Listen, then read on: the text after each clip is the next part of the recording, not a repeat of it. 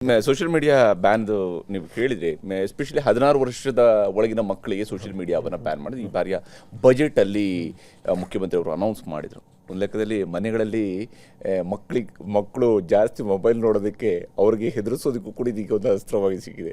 ಇಲ್ಲಾಂದರೆ ಅಪ್ಪ ಅಮ್ಮನನ್ನು ಒಳಗಡೆ ಆಗ್ತಾರಂತೆ ನೋಡಿ ಸಿದ್ದರಾಮಯ್ಯನವರು ತಿಳ್ಕೊಂಡು ಹೇಳಿದಾಗ ಮಕ್ಕಳು ಕೂಡ ಮೊಬೈಲ್ ಜಾಸ್ತಿ ನೋಡಲ್ಲ ತಂದೆ ತಾಯಿಯವರಿಗೆ ಬಂದಿದ್ದಾರೆ. ತಂದೆ ತಾಯಿಯವ್ರಿಗೆ ಉದ್ದೇಶ ಏನಿದು? ನಿಮ್ಮ ಉದ್ದೇಶ ಏನು? ಯಾವ ಕಾರಣಕ್ಕಾಗಿ social media social media is very important. ನನಗೆ ಕೇಳಿದರೆ it's a very informative in hand but very well misused. ನಿಮಗೂ ಚೆನ್ನಾಗಿ ಗೊತ್ತಿದೆ ಈ ಸೋಷಿಯಲ್ ಮೀಡಿಯಾ ಕಂಟೆಂಟ್ ಯಾವ ರೀತಿ ಬರ್ತಾ ಇದೆ ಅಂಥೇಳಿ. Out of 100 most of is all rubbish. ಅದರಿಂದ ದೇಶ ಹಾಳಾಗುತ್ತೆ, ಮಕ್ಕಳ ಭವಿಷ್ಯ ಹಾಳಾಗುತ್ತೆ, ನಿಮ್ಮಲ್ಲಿ ಜಗಳ ತರುತ್ತೆ, ಧರ್ಮದಲ್ಲಿ ಜಗಳ ಬರುತ್ತೆ, ಜಾತಿಯಲ್ಲಿ ಜಗಳ ಬರುತ್ತೆ, ಹಣ ವ್ಯವಹಾರದಲ್ಲಿ ಜಗಳ ಬರುತ್ತೆ, ಒಬ್ಬರು ಮಾನ ಮರ್ಯಾದೆ ತೆಗೆಯುತ್ತೆ, ಎಲ್ಲದೂ ಆಗುತ್ತೆ. ಅಕೌಂಟಬಿಲಿಟಿ ತರಬೇಕಲ್ಲಿ, ಆವಾಗಲೇ ಅದು control. Is there a board? Is there any rules? Social media rules ಇದೆಯಾ ನಮ್ಮ ದೇಶದಲ್ಲಿ? ಎಲ್ಲಿದೆ? ಇಲ್ಲ. ಸೊ ಸೋಷಿಯಲ್ ಮೀಡಿಯಾನ ಫಸ್ಟ್ ಮಕ್ಕಳಲ್ಲಿ ಕಲಿತಕ್ಕಂಥದ್ದು ತಪ್ಪಾಗ್ತದೆ. ಮಕ್ಕಳಿಗೆ ಕೆಟ್ಟ ಬುದ್ಧಿ ಕಲಿಸ್ಕೊಟ್ರೆ ಅದನ್ನು ಕಲಿತಾವೆ, ಒಳ್ಳೆ ಬುದ್ಧಿ ಕಲಿಸ್ಕೊಟ್ರೆ ನೀವು ಚೂಸ್ ಮಾಡಿ ಅದು ಅಂತ. ಸೋಷಿಯಲ್ ಮೀಡಿಯಾನ ತಂದೆ ತಾಯಿಯವರೇ ಇವತ್ತೇನಾಗಿದೆ, ತಂದೆ ತಾಯಿಯವರು ಏನು ಮಾಡ್ತಾರೆ, ನಿಮ್ಮನ್ನು ಕೊಟ್ಟು ಬಿಡ್ತಾರೆ. ತಂದೆ ತಾಯಿಯವರು ಮೊಬೈಲ್ ಕೊಟ್ಟು ಬಿಡ್ತಾರೆ, ತಂದೆ ತಾಯಿಯವರು ಟಿ ವಿ ಸೀರಿಯಲ್ ನೋಡ್ತಾ ಇರ್ತಾರೆ. ಹೌದು. ಮಕ್ಕಳು ಏನು ಮಾಡ್ತಾರೆ, ಅವಕ್ಕೆ ಅರ್ಥ ಆಗಲ್ಲ. ಅದು ಅವ್ರಿಗೆ ಅರ್ಥ ಆಗೋದು ಈ ಸೋಷಿಯಲ್ ಮೀಡಿಯಾ. ಕೂತ ಅಂದ್ಬಿಡ್ತಾರೆ. ನಿಮಗೆ ಅಲ್ಲೇ ಸ್ಟಾರ್ಟ್ ಆಗೋದು ಫಸ್ಟ್ ವಿಲನ್ ತಂದೆ ತಾಯಿಯವರು. ಅದಕ್ಕೆ ಹೇಳಿದ್ದು ಜವಾಬ್ದಾರಿ ತಂದೆ ತಾಯಿಯವ್ರದ್ದು. ಮಕ್ಕಳು ಕನಸು ಕಟ್ಬಿಡ್ತಾರೆ. ನಾನು ಹೇಳಿದಲ್ಲ, ಸ್ಕೂಲಿಗೆ ಹೋದರೆ ಡಾಕ್ಟರ್ ಆಗಿಬಿಡ್ತಾರೆ. No, social media is a main villain. ವಿಧಾನಸೌಧದ ಒಳಗೆ ಹೇಳಿದೆ ನಾನು. ನನ್ನನ್ನು ಕೆಟ್ಟದ್ದು ಮಾಡ್ಕೊಂಡು ಏನು ಕಿಸ್ಕೊಳ್ಳಿ, ಅದು ಯಾರನ್ನೋ ಇನ್ನೊಬ್ಬನನ್ನು ಕೆಟ್ಟದಾಗಿ ಮಾಡ್ತಾ ಇದೆ. ಬಿಕಾಸ್ ಅವನು ಬದುಕ್ತಾ ಇರೋದೇ ಅದರಿಂದ. ಅವನಿಗೇನು ಫುಲ್ ನಂಬರ್ ಆಫ್ ಇದು ಬರಬೇಕು. ನೀವು ಒಳ್ಳೆಯದು ಎಷ್ಟು ಟಿಕ್ಸ್ ಬರುತ್ತೆ ನೋಡೋಣ, ನಂಬರ್ಸ್ ಹೇಳುತ್ತೆ. ಕೆಟ್ಟದ್ದು ನೀವು ತೊಗೊಳ್ಳಿ, ಅಂತ ಹೋಗ್ತಾ ಇರುತ್ತೆ. ನಿಲ್ಲಿಸ್ಬೇಕೋ ಬೇಡವೋ? ನಿಮ್ಮ ಜವಾಬ್ದಾರಿ ಹೌದೋ ಅಲ್ಲೋ? ನನ್ನ ಜವಾಬ್ದಾರಿ ಅಲ್ಲೋ? ನಾನು ಮಾಡ್ತಾಯಿದ್ದೀನಿ, ಮೀಡಿಯಾದವ್ರು ನಿಮ್ಮದು ನೀವು ಮಾಡಿ. ಸೊ ನನ್ನ ಸ್ಕೂಲಲ್ಲಿ ನಾನು ನಿಲ್ಲಿಸ್ತೀನಿ. ಅದನ್ನು ಹೆಂಗೆ ಮಾಡಬೇಕು ಅಂಥೇಳಿ ಇಡೀ ವರ್ಲ್ಡಲ್ಲಿ ಆಸ್ಟ್ರೇಲಿಯಾದಲ್ಲಿ ಮಾಡಿದ್ದಾರೆ, ಬೇರೆ ಬೇರೆ ಕಂಟ್ರೀಸಲ್ಲಿ ಮಾಡಿದ್ದಾರೆ. ಅದನ್ನೆಲ್ಲ ರಿಪೋರ್ಟ್ ತರಿಸಿದ್ದೀನಿ. ಈಗೆಲ್ಲ ಅನಲೈಸ್ ಮಾಡಿ ನನಗೆ ಪ್ರೆಸೆಂಟ್ ಮಾಡ್ತಾರೆ. ದೆನ್ ನಾವು ಮುಂದಿನ ದಿನಗಳಲ್ಲಿ ಸದಸ್ಯರ ಜೊತೆಗೆಲ್ಲ ಮಾತಾಡಿ, ಮೆಂಬರ್ಸ್ ಜೊತೆಗೆ ಅವ್ರ ಕಾಂಟ್ರಿಬ್ಯೂಷನ್ನು ಕೂಡ ತಗೊಂಡು ಆಮೇಲೆ ಅದನ್ನು ಮಾಡ್ತೀವಿ. ಈಗ ಫಾರ್ ಎಕ್ಸಾಂಪಲ್ ನೀತಿ ವಿಜ್ಞಾನನೇ ಇಲ್ಲ, ತಂದೆ ತಾಯಿಗೆ ಗೌರವ ಕೊಡಲ್ಲ ಮಕ್ಕಳು. ಯಾಕೆ ತಂದೆ ನಾನು ನೀತಿ ವಿಜ್ಞಾನ? 15-20 ವರ್ಷದಿಂದ ಮಾರಲ್ ಸೈನ್ಸೇ ಬಿಟ್ಟುಬಿಟ್ಟಿದ್ದಾರೆ ಸ್ಕೂಲಲ್ಲಿ. ಈ ವರ್ಷದಿಂದ ಕಂಪಲ್ಸರಿ 1ನೇ ಕ್ಲಾಸಿಂದ 10ನೇ ಕ್ಲಾಸ್ವರೆಗೂ ಮಾರಲ್ ಸೈನ್ಸ್ ಬುಕ್ ನಾನೇ ಕೊಡ್ತಾ ಇದ್ದೀನಿ. ಸರ್ಕಾರಿ ಅನುದಾನಿತ ಶಾಲೆ, ಅನುದಾನಿತ ಅಲ್ಲ, ಸರ್ಕಾರಿ ಶಾಲೆ ನಾನೇ ಫ್ರೀಯಾಗಿ ಕೊಡ್ತಾ ಇದ್ದೀನಿ. ಪ್ರೈವೇಟ್ ಸ್ಕೂಲ್ಸ್ ಎಲ್ಲದೂ ಕೂಡ ಅವರು ಕೂಡ ಓದಬೇಕು. ನೀತಿ ವಿಜ್ಞಾನ ಇಲ್ಲ ಅಂದರೆ, ನೀವು ತಂದೆ ತಾಯಿಗೆ ಗೌರವನೇ ಕೊಡಲ್ಲ ಅಂದರೆ ನೀವು ಎಂತಕ್ರಿ ಓದ್ತೀರಾ ನೀವು? ಹೌದಲ್ಲ, ಹೇಳಿ ನೋಡೋಣ. ಹೌದು. ಸೊ ನಾವು ಮಾರಲ್ ಕೊಡಬೇಕಾಗತ್ತೆ. ತಂದೆ ತಾಯಿಯವರು ಅಂದರೆ ಭಯ ಭಕ್ತಿ ಇರಬೇಕು. ಇವಾಗ ತಂದೆ ತಾಯಿಯವ್ರಿಗೆ ಯಾರು ಭಯ ಭಕ್ತಿನೇ ಇಲ್ಲ. ಆ ಭಯ ಭಕ್ತಿ ಕೊಡಬೇಕಂತ ಈ ಥರ ಮಾಡಿದ್ದೀನಿ. ಚೆನ್ನಾಗಿ ಐ ಆಮ್ ವೆರಿ ಹ್ಯಾಪಿ. ಅದಕ್ಕೆ 23 ಜನರು ಮೇಲ್ಮನೆಯ ಸದಸ್ಯರು ಇವತ್ತು ಅದ್ರ ಬಗ್ಗೆ ಚರ್ಚೆ ಮಾಡಿದರು, ಐಡಿಯಾಸ್ ಕೊಟ್ಟರು. ಅದನ್ನೆಲ್ಲ ಸೇರಿಸಿ ಕ್ರೋಢೀಕರಿಸಿ ಒಂದು ಬುಕ್ ಮಾಡಿದೆ, ಅದೇ ಮಾರಲ್ ಸೈನ್ಸ್. ಅದರೊಳಗೆ ಎಲ್ಲ ಥರದ ವಿಚಾರಗಳು ಕೂಡ ಇರುತ್ತೆ. ಹೆಣ್ಮಕ್ಳ ರಕ್ಷಣೆ ಭಾಳ ಇಂಪಾರ್ಟೆಂಟು. ಹೌದು. ನಾಲೆಡ್ಜ್ ಇರಬೇಕು. ಸೊಸೈಟಿಯಲ್ಲಿ ಹೆಣ್ಣುಮಕ್ಕಳಿಗೆ ಯಾವ ರೀತಿ ನಾವು ರೆಸ್ಪೆಕ್ಟ್ ಕೊಡಬೇಕು, ತಂದೆ ತಾಯಿಯವ್ರಿಗೆ ಯಾರು ರೆಸ್ಪೆಕ್ಟ್ ಕೊಡಬೇಕು. ಈಗ ನೀವು ಗೌರವದಿಂದ ಕೇಳ್ತಾ ಇದ್ದೀರಾ, ನೀವು ಗೌರವ ತೊಗೋತಾ ಇದ್ದೀರಾ. ನಾನು ಗೌರವದಿಂದ ಉತ್ತರ ಕೊಡಲಿಲ್ಲ ಅಂದರೆ ನೀವು ಅದೇ ಥರ ನನ್ನ ಪ್ರಶ್ನೆ ಹಾಕ್ತೀರಾ. ನಾವು ಯಾವತ್ತೂ ಅಷ್ಟೇ ವಿ ಶುಡ್ ಪ್ರೀತಿ ಮಾಡಬೇಕು, ಆಮೇಲೆ ಜಗಳ ಮಾಡೋಣ. ಜಗಳನೂ ಇರಬೇಕು, ಇಲ್ಲ ಅಂತ ಹೇಳೋಣ. There should be reason for it. No, ಎಲ್ಲ ಮಕ್ಕಳನ್ನು ಕೂಡ ನೀವು ಇವತ್ತು ನೀವು ಇರಾಕ್ ನೀವೆಲ್ಲ ಎಲ್ಲೆಲ್ಲಿ ಜಸ್ಟ್ ಟು ಸಸ್ಟೈನ್ ದೇರ್ ಸಿಸ್ಟಮ್ನ ಮಾಡ್ತಾ ಇದ್ದಾರೆ ಅಂಥೇಳಿ ಸಾಮಾನ್ಯ ಜನರು ಅದ್ರ ಬಗ್ಗೆ ಚರ್ಚೆ ಮಾಡ್ತಾ ಇದ್ದಾರೆ. Anyway, we don't want to go for that. But I am very happy. ನಮ್ಮ ತಂದೆಯವರ ಏನು ಹೇಳ್ಕೊಟ್ಟಿದ್ದಾರೆ ಅದು ನನ್ನ ಮಕ್ಕಳಿಗೆ ಹೋಗೋದು, ನಮ್ಮ ಡಿಪಾರ್ಟ್ಮೆಂಟಿಂದ ಎಲ್ಲ ಮಕ್ಕಳಿಗೂ ಮಾಹಿತಿ ಹೋಗ್ತಕ್ಕಂಥದ್ದು. ನನ್ನ ಮಗನಿಗೆ ನೋಡೋದು ಇಂಪಾರ್ಟೆಂಟ್ ಅಲ್ಲ, ಎಲ್ಲರೂ ಅವ್ರವ್ರ ಮಕ್ಕಳನ್ನ ನೋಡಬೇಕಾಗತ್ತೆ. ಅದು ತಂದೆ ತಾಯಿಯವ್ರ ನಾನೇನು ಕೂತ್ಕೊಂಡು ಬೆಳಗ್ಗೆ ಅವನ ಜೊತೆಗೆ ಏನು ಓದಿಸಿಲ್ಲ, ನನ್ನ ಮನೆಯವ್ರು ಮಾಡಿದ್ದಾರೆ. ಬಟ್ ಆ ಜವಾಬ್ದಾರಿಯನ್ನು ತೊಗೊಂಡಿದ್ದಾರೆ. ನಾನು ಹೋಗಿ ಯಾವಾಗ ಒಂದು ಸತಿ ಏನು ಕೇಳಬೇಕು ತಂದೆ ಆಗಿ ಅದನ್ನು ನಾನು ಕೇಳ್ಕೊಂಡಿದ್ದೀನಿ. But he is out beaten. I am lucky ಅಂತ ಹೇಳ್ಬೋದು. ಎಲ್ಲ ಮಕ್ಕಳು ತಂದೆ ತಾಯಿಯವರು ಲಕ್ಕಿ ಇರಬೇಕು, ಮಕ್ಕಳನ್ನು ಕೂಡ ಲಕ್ಕಿ ಇರಬೇಕು. ಆ ಕಡೆಗೆ ನಾವು ಹೋಗಬೇಕಾಗತ್ತೆ. ಆಗಲ್ಲ ಅಂದರೆ ಬಿಡೋಕ್ಕಾಗಲ್ಲ. ಆ ಥರ ಹೋಗಬೇಕು ಅಂತ ಒಂದು ಇಲಾಖೆಯನ್ನು ಕೊಟ್ಟಿದ್ದಾರೆ. ಭವಿಷ್ಯ ನಾವು ರೂಪಿಸ್ತಕ್ಕಂಥ ಇಲಾಖೆ ಇದೆಯಲ್ಲ, ಅದು ಭಾಳ ಇದು. ನಾನು ದೇವ್ರನ್ನ 2ನೇ ಪ್ಲೇಸ್ ಇಟ್ಬಿಟ್ಟಿದ್ದೀನಿ. ದೇವ್ರನ್ನ ಎರಡನೇ ಪ್ಲೇಸ್, ಸ್ಟ್ರೇಟ್ ಎರಡನೇ ಪ್ಲೇಸಿಗೆ ಇಟ್ಟಿದ್ದೀನಿ. ನಾನು ದೇವ್ರನ್ನ ಫಸ್ಟ್ ಪ್ಲೇಸಲ್ಲಿ ಇಡೋದೇ ಇಲ್ಲ. ಫಸ್ಟ್ ಪ್ಲೇಸಲ್ಲಿ ಇರೋದೇ ನಮ್ಮ ರಾಜ್ಯದ ಮಕ್ಕಳು, ನಮ್ಮ ದೇಶದ ಮಕ್ಕಳು. ಯಾಕೆಂದರೆ ಅವರೇ ಪ್ರಸಾದ ಕೊಡೋದು. ಯಾಕೆಂದರೆ ನಾನು ನೋಡ್ತಾ ಇದ್ದೀನಿ ಪ್ರಸಾದ 3 ವರ್ಷಕ್ಕೆ ಚೆನ್ನಾಗಿ ಸಿಕ್ಕಿದೆ ನನಗೆ. ಈಗ SSLCದು ರಿಸಲ್ಟ್ ಬರುತ್ತೆ, ಅಲ್ಲೂ ಸಿಗುತ್ತೆ ನನಗೆ ಗೊತ್ತು. ಕಷ್ಟಪಟ್ಟರೆ ಉದಾಹರಣೆ ಏನು ಅಂತ ಹೇಳಿದರೆ, ಅದಕ್ಕೆ ನಾನು ಶಾಸಕರು, ವಿರೋಧ ಪಕ್ಷದವರು ಯಾರ್ಯಾರು ಕೆಲವು ಟೀಕಾ ಟಿಪ್ಪಣಿ ಮಾಡಿದ್ದಾರೆ, ಇಟ್ಸ್ ಓಕೆ. ರಿಸಲ್ಟ್ ವಿಚಾರದ ಬಗ್ಗೆ ನಿಮ್ಮ ಜೊತೆ ಪರ್ಟಿಕ್ಯುಲರ್ ಕೇಳುವಂಥದ್ದು ಇದೆ ಮಧುವರೆ, ಮತ್ತೆ ಕೇಳ್ತೀನಿ. ಅದಕ್ಕಿಂತ ಮುಂಚಿತವಾಗಿ ನಿಮ್ಮ ಮನೆಯವರ ಬಗ್ಗೆ, ನಿಮ್ಮ ಮದುವೆ ಸಂದರ್ಭದ ಬಗ್ಗೆ. ಅವರೆಲ್ಲ ಪಾಪ ಫ್ಯಾಮಿಲಿ ಅವರೆಲ್ಲ ತುಂಬ ಚೆನ್ನಾಗಿ ಸಪೋರ್ಟ್ ಮಾಡ್ತಾರೆ ನನಗೆ. ನನ್ನ ಸಿಸ್ಟರ್ಸ್ ಎಲ್ಲ ಹೆಂಗೆ ಅದೇ ರೀತಿ ನಮ್ಮ ವೈಫು ಕೂಡ. ಅವಳು ನನ್ನ ಬ್ರದರ್ನ್ಲ ಸುಜಾತಕ್ಕ ದೊಡ್ಡವ್ರು ಏನಿದ್ದಾರೆ ಅವ್ರ ಯಜಮಾನ್ರು, ಅವರಿಬ್ಬರು ಕಸಿನ್ ಬ್ರದರ್ ಸಿಸ್ಟರು. ಅವ್ರ ತಾತ ಮತ್ತು ಇವ್ರ ತಾತ ಬ್ರದರ್ಸ್ ಅವರು.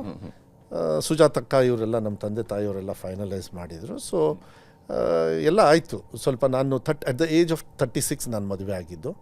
ಬಿಕಾಸ್ ಕಾರಣಾಂತರದಿಂದ ನಾವು ನನ್ನ ತಂದೆಯವರು ಹಿಂದೆ ಹೋಗಬೇಕಾಯ್ತು, ಮನೆ ಬಿಟ್ವಿ, ಅದೆಲ್ಲ ರೀಸನ್ಸ್ ಗೊತ್ತಿದೆ. ನಾನು ಅದ್ರ ಬಗ್ಗೆ ಹೆಚ್ಚು ಚರ್ಚೆ ಮಾಡೋದಿಲ್ಲ. ಮಾಡಬೇಕಂದ್ರೆ ಭಾಳ ತೀಕ್ಷ್ಣವಾಗಿ ಉತ್ತರ ಸಿಗುತ್ತೆ ನಿಮಗೆ. ಅದನ್ನು ಕೆಲವು ಸತಿ ಕೆಲವರು ನನ್ನ ಮೇಲೆ ಇದು ಅಂದ್ಕೊಳ್ತಾರೆ. ಯಾಕೆಂದರೆ ಅವ್ರಿಗೆ ಗೊತ್ತಾಗಲ್ಲ ಒಳಗೆ ಏನು ನಡೆದಿದೆ. ನಾನು ಹೇಳ್ಕೊಂಡು ನಮ್ಮ ಕಷ್ಟನ ಹೇಳ್ಕೊಂಡು ನಾವು ಮುಂದೆ ಬರಬಾರ್ದು. ಅದು ಈ ಫ್ಯಾಮಿಲಿ ವಿಚಾರದಲ್ಲಿ. ಬಟ್ ನಾನೇನಾದ್ರು ರಾಜಕಾರಣಕ್ಕೆ ಬಂದಿದ್ದೀನಿ ಅಂದರೆ ನಿಮ್ಮ ಉತ್ತರ ಅದನ್ನು ಕೊಟ್ಟುಬಿಡ್ತೀನಿ ಅತ್ಲಾಗೆ. It's only because of my father. ನಮ್ಮ ಮನೆಯಿಂದ ಒಂದು ತಪ್ಪಾಗಿದೆ ಮಧು, ನನ್ನಿಂದನೂ ಅಂತ ಅಂದ್ಕೊಂಡು ಪರವಾಗಿಲ್ಲ. ಅದನ್ನು ಸರಿ ಮಾಡೋದಕ್ಕೆ ಇನ್ಯಾರಿಂದನೂ ಸಾಧ್ಯ ಇಲ್ಲ. ಅನಿವಾರ್ಯವಾಗಿ ನೀನೇ ನಿಂತ್ಕೋಬೇಕು, ಯಾರ ವಿರುದ್ಧ ಅಂತಲೂ ಗೊತ್ತು ಅಂತೇಳಿ ಹೇಳಿದರು. ಯೋಚನೆ ಮಾಡಿ ಅಂದೆ. ಅವರು ಮರ್ಯಾದೆಯಿಂದ ಹೇಳಿದಷ್ಟು ಕೇಳು ಅಂದರು. ನಾನು ಹೋಗ್ಬಿಟ್ಟು ಧುಮುಕ್ದೆ, ಸೋತೆ. It's okay. ಮತ್ತೆ ಎದ್ದು ಬಂದಿದ್ದೀನಿ. ಏನು ಬರ್ತದೆ, ಮುಳುಗೋದು ಇದೆಲ್ಲ ಇದ್ದೇ ಇರುತ್ತೆ. ಬಟ್ ಈಜದ್ದು ನಂಗೆ ಗೊತ್ತಿದೆ, ಏನು ತೊಂದರೆ ಏನಿಲ್ಲ. ಆದರೆ ಮನೆಯವರು ಕೂಡ ಸೊರಬ ಅಂತೇಳಿ ಹೌದು, ಸೊರಬ ಇದು ಬಂಗಾರಪ್ಪನವರ ಐಡಿಯಾ ಇರುತ್ತೆ. ಬಟ್ ಯಾವ ಕಾರಣಕ್ಕಾಗಿ ಅದು ನಾವೇನು ಈಗಿರೋ ಮನೆ ಏನಿದೆ, ಹೌದು, ನಂದು ಮದುವೆ ಹೆಂಗೆ ಅಂತ ಹೇಳಿದರೆ, ನಾವು ನಮ್ಮ ಬ್ರದರ್ ಮನೆ ಬಿಟ್ಬಿಟ್ವಿ, ನಮ್ಮ ತಂದೆಯವ್ರು ಬಿಟ್ಟರು. ನೀನು ಬೇಕಾದ್ರೆ ಇರಪ್ಪ ಅಂದರು. ಅವಾಗ ಅವ್ನು ಮಿನಿಸ್ಟ್ರ್ ಆಗಿದ್ದ. ನಾನು ಆಯ್ತು ನಡೀರಿ ಅಂದ್ಬಿಟ್ಟು ಅವ್ರ ಜೊತೆಗೆ ಹೋದೆ. ಡಾಲರ್ಸ್ ಕಾಲೋನಿಯಲ್ಲಿದ್ವಿ. ನನ್ನ ಮದುವೆ ಫಿಕ್ಸ್ ಆಯಿತು. ಮದುವೆ ಫಿಕ್ಸ್ ಆದ ತಕ್ಷಣ ನಾನು ನನ್ನ ತಂದೆಯವ್ರಿಗೆ ಹೇಳಿದೆ, ಇಲ್ಲ ನಾನು ಈ ರೆಂಟೆಡ್ ಮನೇಲಿ ಮದುವೆ ಆಗಲ್ಲ, ನೀವು ಈ ರಾಜ್ಯವನ್ನು ಆಳಿರೋರು, ಒಳ್ಳೆ ಮನೆಯಲ್ಲೇ ಮದುವೆ ಆಗಬೇಕು ನಾನು ಅದು ಕಂಡೀಷನ್ ಹಾಕ್ಬಿಟ್ಟೆ. ಸೊ ಲಾಸ್ಟ್ ಮುಹೂರ್ತ ನೋಡಿದ್ವಿ.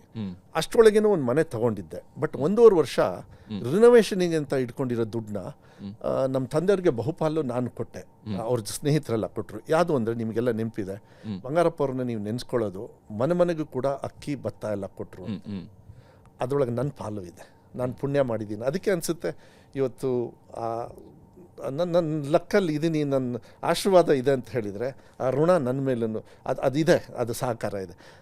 ಬರಗಾಲ ಬಂದಾಗ ಇಡೀ ಶಿವಮೊಗ್ಗ ಜಿಲ್ಲೆಯಲ್ಲಿ ಶಿಕಾರಿಪುರ, ಶಿರಾಳಕೊಪ್ಪ, ಸೊರಬ, ಆನವಟ್ಟಿ, ಆಯನೂರು ಇಲ್ಲೆಲ್ಲ ಫ್ರೀ ಅಕ್ಕಿಯನ್ನು ಮನೆಗೆ, ಭತ್ತವನ್ನು ರೈತರಿಗೆ ಮನೆಗೆ ಕೊಟ್ಟರು ಲಾರೀಸು. ಅದಕ್ಕೆ ನನ್ನ ಪಾಲಿತ್ತು. ಈ ಮನೆ ರಿನೋವೇಷನ್ ಆಗಲಿಲ್ಲ. ಕೊನೆಗೆ ದುಡ್ಡು ಶಾರ್ಟೇಜ್ ಆಯಿತು. ಕೊನೆಗೆ ಹೇಳಿದೆ, ಇಲ್ಲ ಮದುವೆ ಆಗಬೇಕಂದ್ರೆ ಲಾಸ್ಟ್ ಮುಹೂರ್ತ ನೋಡಿ ಅಂತ. ಡಿಸೆಂಬರ್ 11 ನಂದು ಮದುವೆ ಆಗಿದೆ, 2003.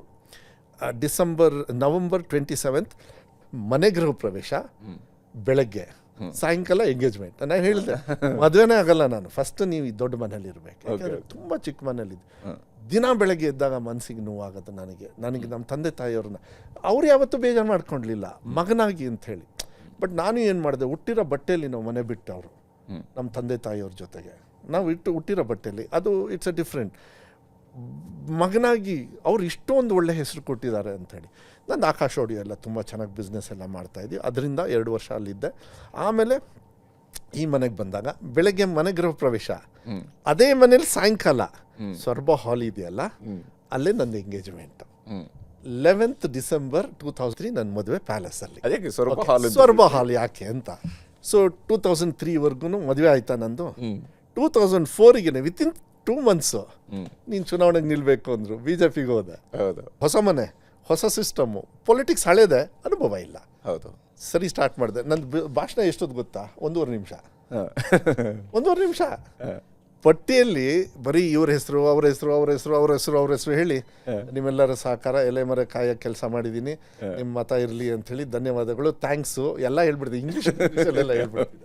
ಈಗ ಹೊಡೆದ್ರೆ ಹೊಡಿತೀನಿ, 2 ಗಂಟೆ 2-3 ತಾಸು ಹೊಡಿತೀನಿ ಬೇಕಾದ್ರೆ ಅನುಭವದ ಮೇಲೆ. ಸೊ ಎಲ್ಲ ಆಯಿತು, ಸೋತಾದ್ಮೇಲೆ ನಮ್ಮ ತಂದೆಯವ್ರಿಗೆ ಭಾಳ ನೋವು. ಅವ್ರ ಚೇಂಬರ್ ಪಕ್ಕ, ಸೊ ನನಗೆ ಚೇಂಬರ್ ಇಲ್ಲ, ಮನೇಲಿ ಇದ್ದಿದ್ದು ಒಂದೇ ಚೇಂಬರ್. ಈಗ ಸೌರಭದವ್ರು ಬಂದರೆ ಮಧು ಇದ್ದಾನೆ ನೋಡ್ರಿ ಅಲ್ಲಿ ಅಂತ. ಸೊ ನಾವೆಲ್ಲಿ ಕೂತ್ಕೋಬೇಕು? ಈ ಹಾಲಲ್ಲಿ. ಸೌರಭದವ್ರನ್ನಲ್ಲಿ ಕೂರಿಸಿ ಆ ಹಾಲಲ್ಲಿ ಆಯಿತು. ಅದಕ್ಕೇನು ಹೆಸರಿರಲಿಲ್ಲ.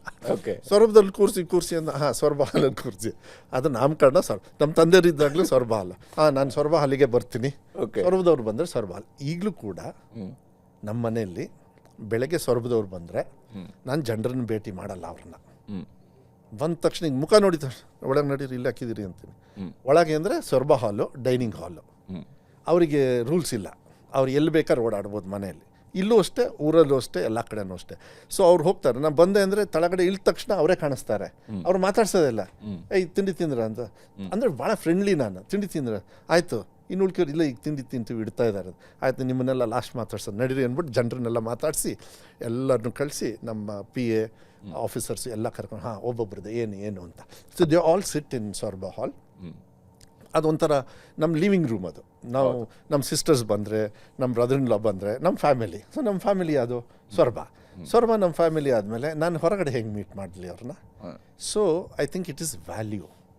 ಜೀವನದಲ್ಲಿ ಇದು ಬಹಳ ಮುಖ್ಯವಾಗಿರುತ್ತೆ. ಬಹುಶಃ ನಾನು ಬೇರೆ ಯಾರ ಮನೆಯಲ್ಲೂ ಕೂಡ ಈ ರೀತಿಯ ಅನೇಕ ರಾಜಕಾರಣಿಗಳ ಮನೆಗೆ ಹೋದಾಗ ಯಾರ ಮನೆಯಲ್ಲೂ ಕೂಡ ಈ ರೀತಿಯ ಒಂದು ಹಾಲ್ ಹೆಸರು ಕೇಳಿಲ್ಲ. ನಾನು ಫಸ್ಟ್ ಕೇಳಿದ್ದೆ ಬಗರಪ್ಪನವ್ರು ಇದ್ದಾಗಲೇ ಕೇಳಿಲ್ಲ. ಇಲ್ಲ, ನನಗೆ ಚೇಂಬರೇ ಇರಲಿಲ್ಲ, ಅದಕ್ಕೆ ಅದು ಸೊರಬ ಹಾಲ್ ಅಂತ ಹೇಳಿ ಬಂತು. ಓಕೆ, ಆಮೇಲೆ ಇವಾಗಲೂ ಕೂಡ ಅವರೇ ಜನರು ಬಂದು ನಾವು ಸೊರಬ ಹಾಲಿಗೆ ಹೋಗ್ತೀವಿ ಅಂದ್ಬಿಡ್ತಾರೆ.